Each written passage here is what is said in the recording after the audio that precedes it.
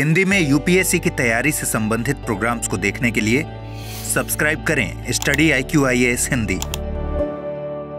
नमस्कार, PYQ polity की series में आपका स्वागत है। मैं हूं अमृत उपाध्याय और जैसा कि मैंने कुछ दिन पहले वादा किया था कि आपके लिए प्रीलिम्स के लिए और मेंस के लिए PYQ पिछले कई सालों के प्रीवियस ईयर के क्वेश्चंस को यूपीएससी में जो पूछे गए क्वेश्चंस हैं उनको सॉल्व कराएंगे। एक बुक की तरह उसका कंपाइलेशन कर देंगे वीडियो में और वो आप जब भी चाहें रेफरेंस के तौर पर देख पाएंगे और आपको बहुत आसानी होगी। तो उसी कार्यक्रम की आज शुरुआत करेंगे। 3 दिन इस कार्यक्रम को हम लोग प्रसारित करेंगे, मंडे, वेडनेसडे और फ्राइडे रात में 8 बजे और चौथे दिन सैटरडे को रात में 8 बजे मैप इन न्यूज़, जैसा कि मैंने पिछले ही अभी शुरू किया है पिछले हफ्ते, तो उसको कंटिन्यू करेंगे। यही हमारा शेड्यूल रहेगा। चलिए जल्दी से देखते हैं। अमृत उपाध्याय 007 मेरा इंस्टा का पता है, अमृत उपाध्याय 007 यही मेरा टेलीग्राम का पता है। ठीक है, आप चाहें तो यहां मुझसे जुड़ सकते हैं। यहां पर मैं इस वाले एपिसोड की भी PDF आपको दे दिया करूंगा। ठीक है, चलिए जल्दी से देखिए। पहले हम टॉपिक वाइज इसको बांट लेते हैं। तो हमने क्या टॉपिक उठाया है? संवैधानिक विकास, संविधान निर्माण, प्रस्तावना, संघ और उसका क्षेत्र और नागरिकता। और कितने सालों को कवर करेंगे हम? 20 से 25 साल के सवालों को कवर करेंगे। ठीक है, तो जल्दी जल्दी आइए देखते हैं। डॉक्टर राजेंद्र प्रसाद के कार्यभार संभालने से पहले संविधान सभा के अस्थायी सभापति कौन थे? ये 2024 में ही सवाल पूछा गया था। देखिए, संविधान सभा, आपको पता है कि नवंबर 1946 में संविधान सभा का गठन हुआ था। ये सब फैक्चुअल जानकारियां जब हम लोग पढ़ते हैं तो आपको पता चलता ही है। नवंबर 1946 में संविधान सभा का गठन हुआ। उसके बाद 3 डेट हम जानते हैं जो पढ़ते समय, तीनों डेट अधिकतर लक्ष्मीकांत की बुक हो या फिर किसी भी किताब से आप पढ़ रहे हो उसमें आता है। 9 दिसंबर 1946। ठीक है, यह है पहली बैठक जब संविधान सभा की हुई। और इस पहली बैठक की अध्यक्षता राजेंद्र प्रसाद ने, डॉक्टर राजेंद्र प्रसाद ने नहीं की थी। पहली बैठक की अध्यक्षता किसने की थी? तो पहली बैठक में फ्रांसीसी परंपरा के हिसाब से, फ्रांस की परंपरा के हिसाब से सबसे जो बुजुर्ग व्यक्ति थे उनको अध्यक्षता दी गई थी और उनका नाम था डॉक्टर सच्चिदानंद सिन्हा। तो डॉक्टर सच्चिदानंद सिन्हा को इसका अध्यक्ष बनाया गया था। 9 दिसंबर 1946 को पहली जो बैठक हुई। ठीक, तो अस्थायी अध्यक्ष कौन थे? डॉक्टर सच्चिदानंद सिन्हा। उसके बाद 11 दिसंबर 1946 को जो बैठक हुई वो डॉक्टर राजेंद्र प्रसाद के नेतृत्व में हुई, जो कि स्थायी अध्यक्ष थे। ठीक है, स्थायी अध्यक्ष थे। और एक और डेट आप जानते हैं, 13 दिसंबर 1946, जिस दिन उद्देश्य प्रस्ताव जवाहरलाल नेहरू ने पेश किया। उद्देश्य प्रस्ताव, इसी में मॉडिफिकेशंस के साथ बाद में ये प्रस्तावना के तौर पर हमारे संविधान में जुड़ा, प्रियम्बल के तौर पर हमारे संविधान में जुड़ा। तो ये सारी जानकारियां थी पहले क्वेश्चन से। ये 2024 का ही क्वेश्चन है और इसमें बहुत आसान सा सवाल पूछा गया था। डॉक्टर सच्चिदानंद सिन्हा इसका सही उत्तर था। अगला प्रश्न है, भारत सरकार अधिनियम 1935 के संदर्भ में निम्नलिखित कथनों पर विचार कीजिए। ये भी 2024 का ही सवाल है। क्या पूछा गया था? इसमें ब्रिटिश भारतीय प्रांतों और देशी रियासतों को मिलाकर एक अखिल भारतीय परिसंघ या फेडरेशन की स्थापना का प्रावधान किया गया।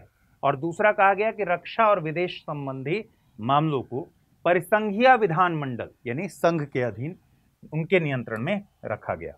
ठीक है, कह रहा है कि कौन सा या से सही है या है? केवल एक, केवल दो, एक और दो दोनों, ना तो एक ना ही दो। देखिए इसका उत्तर क्या होगा। ये बात बिल्कुल सही है कि 1935 में बहुत मान मनौवल, बहुत अपनी मांगों को रखने के बाद फाइनली एक सहमति बनी। 1935 में अंग्रेज सरकार दबाव में आकर जो 1935 का शासन अधिनियम था, भारत शासन अधिनियम, उसमें एक अखिल भारतीय संघ का प्रोविजन किया गया। ठीक है, संघ का प्रावधान किया गया। संघ जहां भी शब्द आ जाए वहां सत्ता के 2 केंद्र मस्ट हैं। एक केंद्रीय, ठीक है, संघ या फिर केंद्र इसको कह लीजिए, और दूसरा राज्य या फिर प्रांत, जो आज भी हम संघीय संरचना में हैं। हमारे पास 2 तरह की सरकारें हैं, और दोनों सरकारें यहां केंद्र में बैठी हुई सरकार है, जिसको आप कह रहे हैं, जिसके जो मोदी गवर्नमेंट है वो क्या है, संघ की सरकार है, केंद्र की सरकार या फिर संघ की सरकार है। और राज्यों की अलग अलग सरकारें हैं, आपको पता ही। तो राज्यों में जैसे बिहार की अलग सरकार है, इन दोनों के बीच जो रिलेशन होता है वो अधीन का रिलेशन नहीं होता, बल्कि समकक्ष का रिलेशन होता है। ठीक है, यानी राज्य केंद्र के अधीन नहीं होते, ये स्ट्रक्चर नहीं है।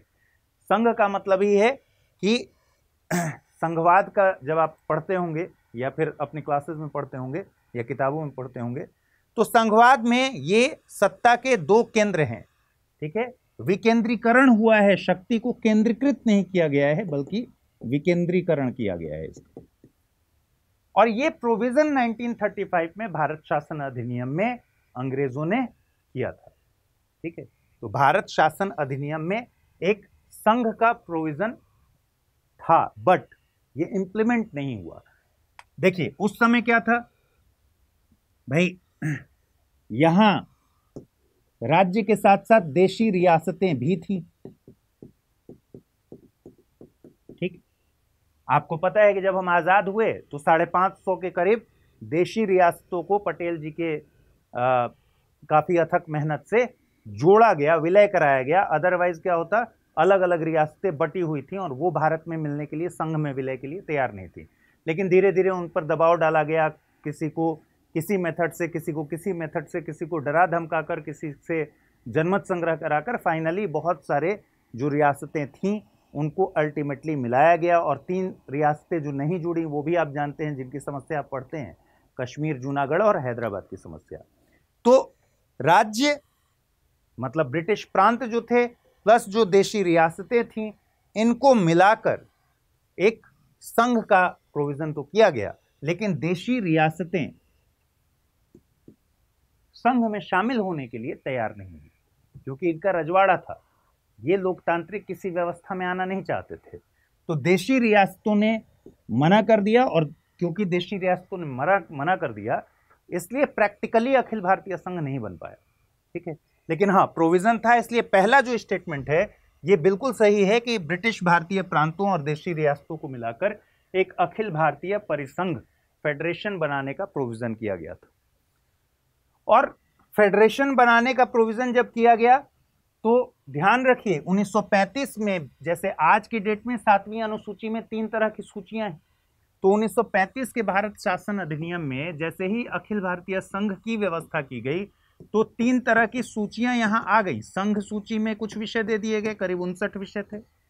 इसी तरीके से राज्य की एक सूची बना दी गई और एक बना दिया गया समवर्ती सूची। आपको पता है इन तीनों सूचियों का मतलब, संघ सूची में जो विषय होंगे उस पर संघ ही कानून बनाएगा। ठीक है, राज्य सूची में जो विषय होंगे उस पर राज्य का विधानमंडल कानून बनाएगा, और समवर्ती सूची में जो विषय होंगे उन पर दोनों कानून बना सकते हैं। यही आज भी प्रोविजन है। और जहां भी अखिल भारतीय संघ का नाम आया या फिर जहां संघवाद आया, संघवाद आते ही समझिए कि शक्ति को बांटना पड़ेगा। विकेंद्रीकरण उसके मूल में है और शक्ति को बांटा गया, ये इसको कहते हैं शक्ति का बंटवारा। पृथक्करण नहीं, सेपरेशन ऑफ पावर्स अलग है, यह है शक्ति का बंटवारा। ठीक है, शक्ति का बंटवारा, डिवीजन ऑफ पावर्स। ध्यान रखिए, सेपरेशन नहीं है, डिवीजन। ठीक, तो संघ सूची, राज्य सूची, समवर्ती सूची बना दी गई। ऑब्वियसली संघ सूची में कौन कौन से सब्जेक्ट होंगे? रक्षा, विदेश, संचार, ये सब केंद्रीय नियंत्रण में होंगे। तो दूसरा स्टेटमेंट भी सही है कि रक्षा और विदेश संबंधी मामलों के परिसंघीय विधानमंडल यानी केंद्रीय विधानमंडल के नियंत्रण के अधीन रखा गया। और कभी आपसे अगर पूछ लिया जाए कि देखिए आज की तारीख में क्या होता है कि संघ सूची, राज्य सूची और समवर्ती सूची में मान लीजिए कोई ऐसा विषय है जो इन तीनों सूचियों में नहीं है, तो उस पर कानून कौन बनाएगा? तो अभी की स्थिति में, वर्तमान स्थिति में उस पर कानून बनाएगा केंद्र। ठीक है, यानी उसको तकनीकी रूप से कहते हैं रेसिडुअल पावर, या अवशिष्ट शक्तियां किसके पास हैं? तो केंद्र के पास है। लेकिन 1935 के शासन अधिनियम में अवशिष्ट शक्तियां किसके पास थी? गवर्नर जनरल के पास थी। तो ये याद रखिए, कभी अगर आपसे पूछ लिया जाए 1935 के शासन अधिनियम में भी संघ की व्यवस्था थी, प्रावधान था, इसमें भी शक्ति का बंटवारा किया गया था, ठीक है, डिवीजन ऑफ पावर्स किया गया था, इसमें भी प्रांत और देशी रियासतों को मिलाकर इनको एक यूनिट माना गया था, ठीक। लेकिन आज की स्थिति में देखेंगे तो रेसिडुअल पावर किसके हाथ में है? अवशिष्ट शक्तियां, यानी तीनों सूचियों में किसी में भी अगर कोई विषय नहीं है, कोई नया विषय है जिसके बारे में अभी तक सोचा नहीं गया था, तो अवशिष्ट शक्तियां, रेसिडुअल पावर जो हैं वो अभी केंद्र के पास है, लेकिन 1935 के शासन अधिनियम में गवर्नर जनरल के पास था, ठीक है। तो इसका उत्तर क्या होगा? ऑप्शन सी इसका उत्तर होगा, 1 और 2 दोनों, ये सही उत्तर होगा। चलिए अगला है, संविधान दिवस के बारे में निम्नलिखित कथनों पर विचार कीजिए। 2023 का सवाल है। नागरिकों के बीच सांविधिक मूल्यों को संवर्धित करने के लिए संविधान दिवस प्रतिवर्ष 26 नवंबर को मनाया जाता है। कथन 2 है कि 26 नवंबर 1949 को भारत की संविधान सभा ने भारत के संविधान का प्रारूप तैयार करने के लिए डॉक्टर बी.आर. अंबेडकर की अगुवाई में, अध्यक्षता में एक ड्राफ्ट कमेटी, प्रारूपण समिति बनाई थी। और ऑप्शंस क्या क्या हैं? कथन 1 और 2 दोनों सही हैं, कथन 2 कथन 1 की सही व्याख्या है। कथन 1 और कथन 2 दोनों सही हैं, कथन 2 कथन 1 की सही व्याख्या नहीं है। कथन 1 सही है किंतु कथन 2 गलत है, और कथन 1 गलत है किंतु कथन 2 सही है। तो आपको 2023 का ये सवाल सॉल्व करना है। तो देखिए क्या है। देखिए, नागरिकों के बीच संवैधानिक मूल्यों को संवर्धित करने के लिए संविधान दिवस हर साल 26 नवंबर को मनाया जाता है, इसमें कोई डाउट नहीं है, ये बिल्कुल सही स्टेटमेंट। क्यों 26 नवंबर को मनाया जाता है? क्योंकि 26 नवंबर 1949 यही वो दिन था जिस दिन हमने अपने संविधान को अंगीकृत किया, एडॉप्ट किया, अधिनियमित किया, ठीक है। तो अधिनियमित किया, ये प्रस्तावना में साफ साफ लिखा हुआ है, अंगीकृत किया, ठीक है। हालांकि संविधान लागू होने की औपचारिक तिथि क्या है? 26 जनवरी 1950, ये ध्यान रखिएगा, ये भी संविधान में ही लिखा हुआ है। 26 जनवरी 1950 को लागू हुआ औपचारिक तौर पर। कुछ प्रोविजंस जैसे नागरिकता से संबंधित प्रोविजन, चुनाव से संबंधित प्रोविजन, ये सब यहीं पर शुरू हो गए 26 नवंबर 1949 से। लेकिन औपचारिक तौर पर लागू कब हुआ? औपचारिक तौर पर लागू हुआ 26 जनवरी 1950 को। तो क्योंकि 26 नवंबर 1949 को हमने अंगीकृत किया था, अडॉप्ट किया था, इसलिए 26 नवंबर का डेट हम संविधान दिवस के तौर पर मनाते हैं, और इसकी शुरुआत हुई थी 2015 में, ठीक। तो पहला स्टेटमेंट बिल्कुल सही है। दूसरा स्टेटमेंट क्या कह रहा है? दूसरा स्टेटमेंट कह रहा है कि 26 नवंबर 1949 को भारत की संविधान सभा ने संविधान का प्रारूप तैयार करने के लिए डॉक्टर बी.आर. अंबेडकर की अध्यक्षता में एक प्रारूप समिति बनाई थी। अब यहां पर देखिए कि प्रारूप समिति बनाई थी अंबेडकर की अगुवाई में। सिर्फ इतना पढ़ रहे हैं तो आपको लग रहा है ये स्टेटमेंट बिल्कुल सही है, लेकिन ये स्टेटमेंट गलत हो जाता है। किस वजह से? 26 नवंबर 1949 इस डेट की वजह से। भाई ये डेट तो वो है जिस दिन संविधान को लागू किया गया था, जिस दिन अंगीकृत किया गया था। लागू तो 26 जनवरी 1950 को होगा। जिस दिन अंगीकृत किया गया उस दिन तो ड्राफ्ट कमेटी नहीं बैठेगी, ड्राफ्ट कमेटी तो पहले बैठेगी ना, तब तो ड्राफ्ट तैयार करेगी संविधान की। तो इस स्टेटमेंट में इस डेट की वजह से ये स्टेटमेंट गलत हो जाता है, और इसलिए इसका सही उत्तर क्या होगा? ऑप्शन सी, कथन 1 सही है, लेकिन किंतु कथन 2 गलत है।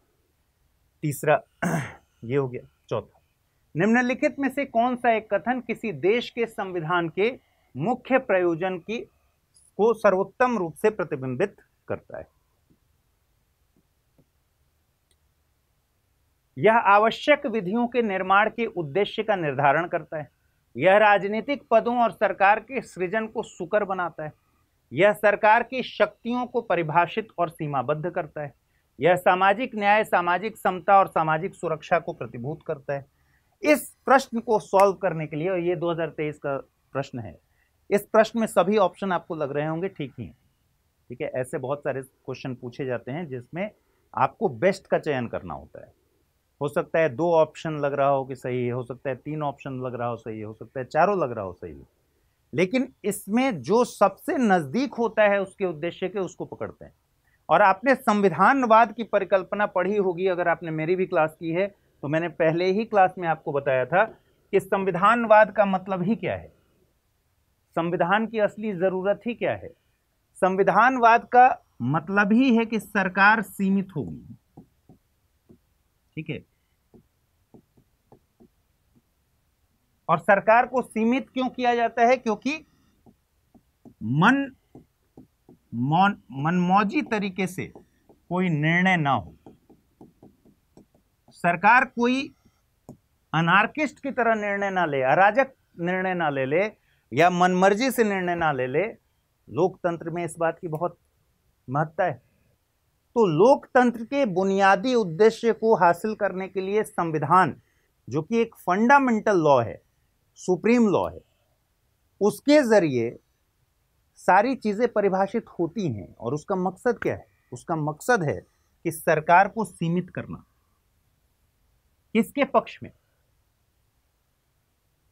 मूल अधिकार आपने अगर पढ़ा हो तो मूल अधिकार में क्या राज्य को शक्ति दी गई है या व्यक्ति के अधिकारों की रक्षा की गई है?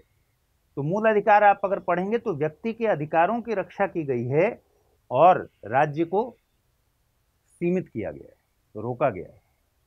ठीक है, संविधानवाद सरकार को सीमित करता है, उसकी शक्तियों पर सीमाएं आरोपित करता है। ठीक है, तो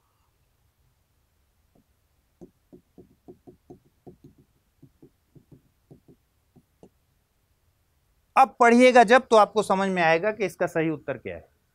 यह सरकार की शक्तियों को परिभाषित और सीमाबद्ध करता है।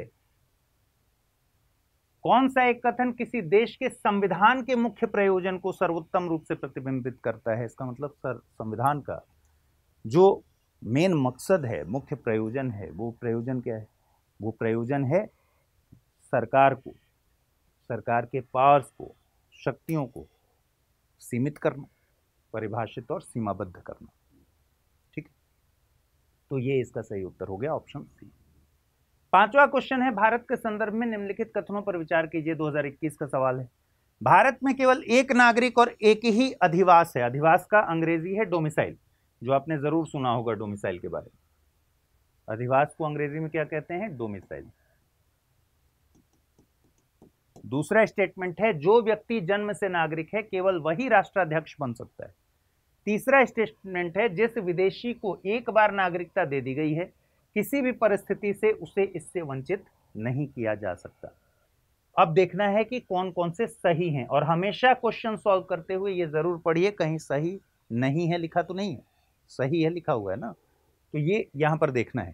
ठीक, अब देखिए पहला जो कह रहा है कि भारत में केवल एक नागरिकता है, ये बिल्कुल ठीक बात है कि भारत में दोहरी नागरिकता पॉसिबल नहीं है। दोहरी नागरिकता के 2 मतलब होते हैं। जैसे यूएसए में दोहरी नागरिकता अगर बात करें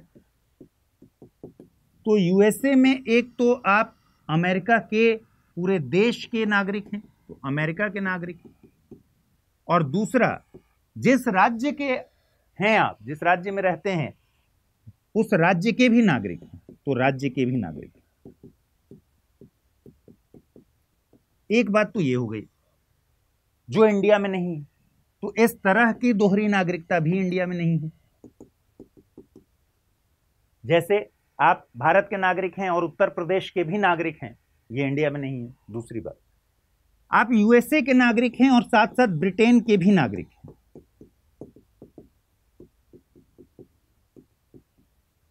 यानी आप अपने देश के साथ साथ किसी और देश के भी नागरिक हैं, ये भी इंडिया में पॉसिबल नहीं है। ठीक है, इंडिया में नहीं है, एकल नागरिकता है इंडिया में, यानी सिर्फ और सिर्फ भारत के नागरिक हैं। इनफैक्ट जिस दिन से आपने किसी दूसरे देश की नागरिकता अर्जित की उस दिन आपकी इंडियन नागरिकता खत्म हो जाएगी। ठीक है, उस दिन से आप भारत के नागरिक नहीं रहेंगे। और दूसरा ये जो मैंने बताया कि एक तो देश के नागरिक और उसी देश के राज्य के नागरिक जिस राज्य में रहते हैं, ये भी इंडिया में नहीं है। तो दोहरी नागरिकता की इन दोनों मतलब में से इंडिया में कोई भी नहीं है, और इंडिया में सिर्फ और सिर्फ एकल नागरिकता है। दूसरा, डोमिसाइल का मतलब क्या हुआ? डोमिसाइल का मतलब हुआ कि आप जहां रहते हैं और लंबे समय तक आप वहां रहने का इरादा रखते हैं। तो डोमिसाइल में दो बातें हैं, एक तो आप रहते हैं, ठीक है, और प्लस इरादा भी रखते हैं वहां रहने का, लंबे वक्त तक रहने का इरादा रखते हैं। जैसे भारत में अगर किसी का अधिवास है तो वो भारत में रहता है और लंबे वक्त तक भारत में रहने का इरादा रखता है। तो आप जब जाएंगे डोमिसाइल सर्टिफिकेट बनवाने, तो किसी जिस जगह पर आप रहते हैं, जो आपका स्थायी पता है, वो आपका डोमिसाइल। आप भले दिल्ली आकर रह रहे हो, लेकिन आपका स्थायी पता कहां है? मान लीजिए आप उत्तर प्रदेश के जौनपुर से आए हुए हैं और जौनपुर का आपका स्थायी पता है, ठीक है। अब आप आकर रह रहे हैं, कहीं जाकर रह रहे हैं किसी और स्टेट में, उससे कोई फर्क नहीं पड़ता, लेकिन आपके पास जो निवास का अगर प्रमाण पत्र कहें, डोमिसाइल सर्टिफिकेट कहें, तो वो यूपी का है। और अब ऐसा नहीं होगा कि आपके पास यूपी का भी निवास प्रमाण पत्र होगा, बिहार का भी निवास प्रमाण पत्र होगा, ऐसा नहीं हो सकता। एक ही अधिवास है और एक ही नागरिकता है, ठीक। दूसरी बात, तो ये स्टेटमेंट ठीक है। दूसरी बात, जो व्यक्ति जन्म से नागरिक हो केवल वही राष्ट्राध्यक्ष बन सकता है। राष्ट्राध्यक्ष मतलब हेड ऑफ स्टेट, यानी राष्ट्रपति की बात हो रही है। और आपको पता है कि राष्ट्रपति के बनने में जो योग्यता निर्धारित की गई है, वो सिर्फ इतना कहा गया है कि वो नागरिक हो, जन्म से नागरिक हो ऐसा नहीं कहा गया है। जबकि यहां कह रहा है जो व्यक्ति जन्म से नागरिक हो। तो एलिजिबिलिटी में क्योंकि सिर्फ नागरिक दिया गया है संविधान में, इसलिए ये स्टेटमेंट गलत हो जाता है, ठीक है। यानी जो जन्म से नागरिक नहीं भी है, अगर आप नागरिकता आपने पढ़ी होगी तो देखा होगा कि किस किस तरीके से नागरिकता अर्जित की जाती है। तो जन्म से नागरिक नहीं भी है तो वो नागरिक बन सकता है हेड ऑफ स्टेट, जबकि यहां कह रहा है जन्म से नागरिक है तभी हेड ऑफ स्टेट बन सकता है। ध्यान रखिए, अमेरिका में सिर्फ वही हेड ऑफ स्टेट बन सकता है जो जन्म से नागरिक, ठीक है। फिर कह रहा है जिस विदेशी को एक बार नागरिकता दे दी गई, किसी भी परिस्थिति में इससे वंचित नहीं किया जा सकता है। यह भी स्टेटमेंट गलत है, क्योंकि अगर किसी विदेशी को नागरिकता दी गई है तो फ्रॉड के आधार पर, किसी छल कपट के आधार पर, या फिर किसी ऐसी इन्वॉल्वमेंट के आधार पर उसकी नागरिकता छीनी जा सकती है, ठीक है। और इस बात का जिक्र साफ साफ जो नागरिकता अधिनियम है उसमें किया गया है। तो ये भी स्टेटमेंट गलत है। ये दोनों स्टेटमेंट क्योंकि गलत हो जाते हैं तो केवल एक इसका सही उत्तर होगा, पहला स्टेटमेंट केवल सही है। चलिए आगे बढ़ें, उससे पहले मैं बता दूं कि पॉलिटी की क्लासेस के साथ 11 सितंबर से 10 सितंबर से ही बैच है, यानी कल से ही बैच है, और 10 सितंबर के इस बैच में मैं 11 सितंबर से पॉलिटी आपको पढ़ाऊंगा, पॉलिटी का पिलर 1, ठीक है। 6 से 9 बजे तक ये बैच है, 6 to 9। और अगर आपको इसमें एडमिशन लेना है तो आपको अमृत लाइव कोड यूज करना पड़ेगा। इस बैच का नाम है प्रतिज्ञा प्लस, और प्रतिज्ञा प्लस बैच की खासियत यह है कि यूपीएससी की प्रारंभिक परीक्षा अगर आपने इस बैच में रहते हुए पास कर लिया तो आपको पूरी की पूरी फीस वापस कर दी जाएगी, इस बैच में जितना भी आपने पे किया है। दूसरा, इसमें करीब 37 टेस्ट हो रहे हैं, 8 सितंबर से शुरू हो गए हैं। हर टेस्ट में जो रैंक 1 होगा उसे 11,000 रुपए की पुरस्कार राशि दी जाएगी। तो इस जरिए भी आप अपना बैच फ्री करा सकते हैं। और जैसे ही आप अमृत लाइव कोड लगाएंगे तो आपको मैक्सिमम डिस्काउंट मिल जाएगा, और ये 24,999 रुपए में आपके लिए उपलब्ध हो जाएगा, ठीक है। तो 10 सितंबर से इस बैच में अगर आप मुझसे पॉलिटी पढ़ना चाहते हैं और शुरुआत करना चाहते हैं तो इसमें जुड़ जाइए। इसी तरह एक लॉन्ग टर्म बैच है, जिस लॉन्ग टर्म बैच में 2027 के लिए भी है और 2026 के लिए भी है। तो इसमें भी आप अमृत लाइव कोड जब यूज करेंगे तो मैक्सिमम डिस्काउंट आपको मिलेगा। छठा प्रश्न, 26 जनवरी, अच्छा इस बारे में कोई भी आपको बैच के रिलेटेड कंफ्यूजन हो तो AMRIT amrit@study.com पर मुझे मेल कर दीजिएगा, amrit@study.com।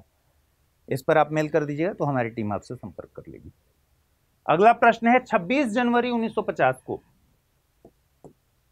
भारत की वास्तविक संवैधानिक स्थिति क्या थी? 2021 का सवाल कह रहा है लोकतंत्रात्मक गणराज्य, संपूर्ण प्रभुत्व संपन्न लोकतंत्रात्मक गणराज्य, संपूर्ण प्रभुत्व संपन्न पंथ निरपेक्ष लोकतंत्रात्मक गणराज्य, या फिर संपूर्ण प्रभुत्व संपन्न समाजवादी पंथ निरपेक्ष लोकतंत्रात्मक गणराज्य। आपको पता है कि प्रस्तावना से यह सवाल पूछा गया है और प्रस्तावना में एक महत्वपूर्ण संशोधन कब हुआ? 42वें संविधान संशोधन अधिनियम 1976 के द्वारा। ठीक, तो 42वें संविधान संशोधन अधिनियम 1976 के द्वारा प्रस्तावना में 3 शब्द जोड़े गए। कौन कौन से शब्द हैं? एक है समाजवादी, दूसरा है पंथ निरपेक्ष और तीसरा है अखंडता। ठीक है, 3 शब्द कब जोड़े गए हैं? 1976 में जोड़े गए हैं। देखिए, समाजवादी शब्द जोड़ा गया है, इसका मतलब यह नहीं कि समाजवादी तत्व भारतीय संविधान में नहीं थे। अगर आपसे पूछा जाए तो इस शब्द को जोड़ने के पहले भी हमारा संविधान पंथ निरपेक्ष प्रकृति का ही था, हमारा संविधान समाजवादी प्रवृत्ति का भी था। ठीक है, उसमें समाजवादी तत्व भी थे। ठीक है, और भरे पड़े थे, जैसे डीपीएसपी, उसमें मैक्सिमम आप जब देखेंगे तो क्लॉज समाजवादी फेवर में। तो लेकिन हाँ, 1976 में इंदिरा गांधी की सरकार थी, 42वां संविधान संशोधन हुआ था और इसके जरिए इन 3 शब्दों को लिखकर स्पष्ट कर दिया गया। और आपको पता है कि प्रस्तावना संविधान का दर्शन बताता है कि हम किन चीज़ों को हासिल करना चाहते हैं, हमारे पूरे देश का कि शासन की पद्धति क्या होगी और हम किन चीज़ों को हासिल करेंगे। ठीक है, तो दर्शन क्या है संविधान का, ये बताता है। तो आज की स्थिति में अगर बात करें तो संपूर्ण प्रभुत्व संपन्न समाजवादी पंथ निरपेक्ष, ये दोनों जुड़ गए 1976 में, लोकतंत्रात्मक गणराज्य, ये तो आज की स्थिति है। लेकिन क्वेश्चन पूछ रहा है कि 26 जनवरी 1950 को क्या स्थिति थी? तो संपूर्ण प्रभुत्व संपन्न लोकतंत्रात्मक गणराज्य, ये होगा इसका सही उत्तर, क्योंकि 76 में जुड़ा पंथ निरपेक्ष और समाजवादी, तो वो हटा दीजिए और ये इसका सही उत्तर हो गया, ऑप्शन बी। अगला है भारत के संविधान की उद्देशिका, यानी प्रस्तावना को ही उद्देशिका बोलते हैं, 2020 का सवाल है। संविधान का भाग है लेकिन कोई विधिक प्रभाव नहीं रखती, संविधान का भाग नहीं है और कोई विधिक प्रभाव भी नहीं रखती। संविधान का भाग है और वैसा ही विधिक प्रभाव रखती है जैसा कि उसका कोई अन्य भाग। संविधान का भाग है किंतु उसके अन्य भागों से स्वतंत्र होकर उसका कोई विधिक प्रभाव नहीं है। देखिए, इस बारे में खूब चर्चाएं हुई और सुप्रीम कोर्ट पे भी मामला गया। अगर संविधान का भाग नहीं है तो क्या प्रभाव पड़ेगा, और भाग है तो क्या प्रभाव पड़ेगा। अगर संविधान का भाग नहीं है तो अनुच्छेद 368 के जरिए इसका संशोधन नहीं हो सकता, क्योंकि अनुच्छेद 368 संविधान में संशोधन के लिए है। तो अगर संविधान का भाग नहीं है तो अनुच्छेद 368 के जरिए संशोधन नहीं हो सकता। लेकिन बाद में यह स्पष्ट किया सुप्रीम कोर्ट ने अपने निर्णयों में भी कि प्रस्तावना संविधान का अंग है। ठीक है, जैसे ही सुप्रीम कोर्ट ने कहा प्रस्तावना संविधान का अंग है, इसका मतलब प्रस्तावना में भी संशोधन हो सकता है 368 के जरिए। जैसे हमने देखा 42वें संविधान संशोधन के जरिए 3 शब्द जोड़े गए, तो भाई प्रस्तावना में संशोधन हुआ, अमेंडमेंट हुआ। तो प्रस्तावना संविधान का भाग है लेकिन उसका कोई विधिक प्रभाव नहीं है, वो गैर न्यायोचित है। गैर न्यायोचित का मतलब क्या है? जैसे मूल अधिकारों का उल्लंघन होने पर आप सीधे सुप्रीम कोर्ट जा सकते हैं, वो न्यायोचित है, न्यायालय में प्रवर्तनीय है। आप जाकर न्यायालय को वहां आपकी सुनवाई करनी पड़ेगी, क्योंकि आर्टिकल 32 में रिट जारी करने की शक्ति दी गई है सुप्रीम कोर्ट को, और रिट के लिए अपील करना, रिट के लिए याचिका डालना, यह भी आपका मौलिक अधिकार है। क्योंकि आपको पता है ना कि मौलिक अधिकार आर्टिकल 12 से लेकर 35 तक में भाग 3 में आपके मौलिक अधिकार दिए गए हैं, और ये मौलिक अधिकार राज्य के विरुद्ध हैं, राज्य के विरुद्ध व्यक्ति के अधिकारों का संरक्षण करते हैं। ठीक है, तो 12 से 35 तक में जो मौलिक अधिकार दिए गए हैं, इसी में एक आर्टिकल है आर्टिकल 32, और इसमें है सुप्रीम कोर्ट की रिट जारी करने की शक्ति। इसका मतलब सुप्रीम कोर्ट से रिट जारी करवाने के लिए याचिका डालना, यह भी आपका मौलिक अधिकार है, और जब भी आपके मौलिक अधिकार का हनन होगा तो आर्टिकल 32 के तहत सुप्रीम कोर्ट पर सुनवाई होगी। ठीक, यानी वो न्यायोचित है। लेकिन जैसे निर्देशक तत्व, डीपीएसपी, राज्य के नीति निर्देशक तत्व, ये न्यायोचित नहीं है। ऐसा कहा गया है कि राज्य प्रयास करेगा इनको हासिल करने के लिए, लेकिन अगर ये नहीं कर पाता है राज्य, तो आप इसके बदले कोर्ट नहीं जा सकते कि भाई मेरे किसी अधिकार का उल्लंघन हुआ है। इसी तरीके से प्रस्तावना न्यायोचित नहीं है, अन्य भागों से स्वतंत्र होकर उसका कोई विधिक प्रभाव नहीं है। ठीक है, तो एकदम अलग अगर आप प्रस्तावना को देखेंगे तो फिर उसका कोई विधिक प्रभाव नहीं होगा। यानी प्रस्तावना दर्शन तो बताता है कि हमारे संविधान का क्या दर्शन होगा, लेकिन आप ऐसा नहीं कह सकते कि भाई क्योंकि लिखा हुआ है सामाजिक, आर्थिक और राजनीतिक न्याय देने की बात, और प्रस्तावना के आधार पर आप कहें कि भाई हमारे राजनीतिक न्याय को राज्य ने उसको खारिज किया है या फिर देने से मना किया है, इसलिए हम चले आए क्योंकि प्रस्तावना में लिखा हुआ है। ऐसा नहीं हो सकता। तो ऑप्शन डी इसका सही उत्तर होगा कि संविधान का भाग है, किंतु उसके अन्य भागों से स्वतंत्र होकर उसका कोई विधिक प्रभाव नहीं है। ठीक है, चलिए अगला है, भारत शासन अधिनियम 1935 के द्वारा स्थापित संघ में अवशिष्ट शक्तियां किसे दी गई थी? ये 2018 का सवाल है, और मैंने अभी अभी आपको बताया कि गवर्नर जनरल को अवशिष्ट शक्तियां दी गई थी। तो ऑप्शन बी इसका सही उत्तर है। फिर है, निम्नलिखित उद्देश्यों में से कौन सा एक भारत के संविधान की उद्देशिका में सन्निविष्ट नहीं है? 2017 का सवाल है। विचार की स्वतंत्रता, आर्थिक स्वतंत्रता, अभिव्यक्ति की स्वतंत्रता और विश्वास की स्वतंत्रता। यानी ये लिबर्टी में क्या क्या शामिल है, इससे क्वेश्चन पूछा गया है। देखिए, जब हम बात करते हैं प्रस्तावना की, तो प्रस्तावना के उद्देश्य क्या क्या हैं? उन उद्देश्यों में आप क्या पढ़ते हैं? पहला,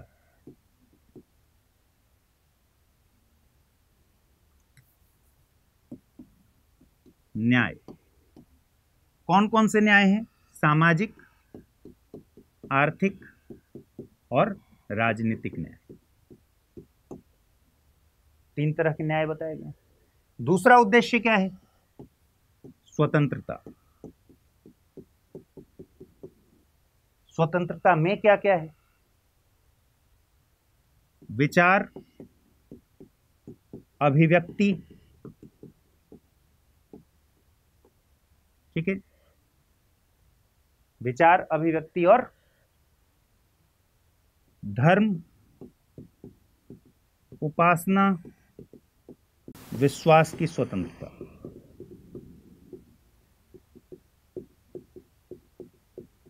विचार, अभिव्यक्ति, विश्वास की स्वतंत्रता और धर्म उपासना की स्वतंत्रता, यही स्वतंत्रता बताया गया। तीसरा, समता या समानता, प्रतिष्ठा और अवसर की समानता, प्रतिष्ठा और अवसर, अपॉर्चुनिटी की समानता। और चौथा, बंधुत्व, व्यक्ति के गरिमा और राष्ट्र की एकता तथा अखंडता को बढ़ाने वाला बंधुत्व। यही उद्देश्य हैं, 4 उद्देश्य दिए गए। तो क्योंकि अब उद्देश्य में यही सारी चीजें हैं और आपसे सवाल पूछा है स्वतंत्रता के बारे में, तो देखिए क्या क्या चीजें हैं। विचार की स्वतंत्रता, अभिव्यक्ति की स्वतंत्रता, विश्वास की स्वतंत्रता, ये तो तीनों हैं, विचार, अभिव्यक्ति, विश्वास, धर्म और उपासना की स्वतंत्रता। लेकिन आर्थिक स्वतंत्रता की बात नहीं की गई है, तो ऑप्शन बी इसका सही उत्तर है। ठीक है, क्योंकि यहां पूछा जा रहा है कौन सा नहीं है, तो बी होगा। आर्थिक कहां कहा गया है? सामाजिक, आर्थिक, राजनीतिक न्याय की बात की गई है, स्वतंत्रता की नहीं। तो अगर आपने ठीक से पढ़ा हो तो ये बहुत आसान से सवाल था, ऑप्शन बी इसका सही उत्तर है। और अगला सवाल है, भारत के संविधान के निर्माताओं का मत निम्नलिखित में से किसमें प्रतिबिंबित होता है? उद्देशिका, मूल अधिकार, राज्य के नीति निर्देशक तत्व या फिर मूल कर्तव्य। जैसा कि मैंने बताया कि भारत के संविधान के निर्माताओं का मत कहाँ पर प्रदर्शित होगा? संविधान का दर्शन कौन बता रहा है? उद्देशिका में ही संविधान का दर्शन बताया जा रहा है। हमें संविधान को बनाने का प्रयोजन क्या है, हम क्या हासिल करना चाहते हैं, और संविधान के निर्माण करने वालों का मत क्या था, वो प्रस्तावना में ही दिखता है। और ये प्रस्तावना कब आया था? जवाहरलाल नेहरू ने उद्देशिका प्रस्ताव जो 13 दिसंबर 1946 को संविधान सभा के भीतर पेश किया था और कुछ मॉडिफिकेशन के साथ उसी को प्रस्तावना बनाया गया था। तो इसका सही उत्तर होगा ऑप्शन ए। फिर है, भारत के इतिहास के संदर्भ में प्रांतों से संविधान सभा के सदस्य थे, सीधे उन प्रांतों के लोगों द्वारा चुने गए, भारतीय राष्ट्रीय कांग्रेस और मुस्लिम लीग के द्वारा नामित, प्रांतीय विधानसभाओं द्वारा निर्वाचित, या फिर संवैधानिक मामलों में उनकी विशेषज्ञता के लिए सरकार द्वारा चयनित। यह सवाल है 2013 का और ये बहुत ही अच्छा सवाल है। इस सवाल का जवाब आप मुझे कमेंट सेक्शन में ज़रूर दीजिएगा। और आपको ये कार्यक्रम कैसा लगा ये भी ज़रूर बताइएगा। अगर आप उत्साह दिखाएंगे तो मैं दुगने उत्साह के साथ आपके साथ इस पूरे PYQ के सीरीज़ को कंप्लीट करूंगा। 3 दिन अभी हम चलाएंगे इसको वीक में, और डेली बेसिस पर कॉन्सेप्ट समझाते हुए, पूरी बात समझाते हुए, ऐसा नहीं कि सिर्फ आंसर टिक कर देंगे, बल्कि आपको समझ में भी आए और ये आपके रेफरेंस में आगे भी काम करे, इस हिसाब से इसको तैयार करेंगे। तो मुझे बताइएगा ज़रूर कि कमेंट में कि कैसा लगा आपको, और कोई डाउट हो तो वो भी पूछिएगा। कुछ स्पेशल डाउट्स ऐसे होंगे अगर जो मुझे एड्रेस करने की ज़रूरत है, बताने की ज़रूरत है उसके आंसर, तो अगले एपिसोड में उसको भी मैं ले लूँगा। ख्याल रखिए अपना। नमस्कार। हिंदी में UPSC की तैयारी से संबंधित प्रोग्राम्स को देखने के लिए सब्सक्राइब करें स्टडी IQ IAS हिंदी।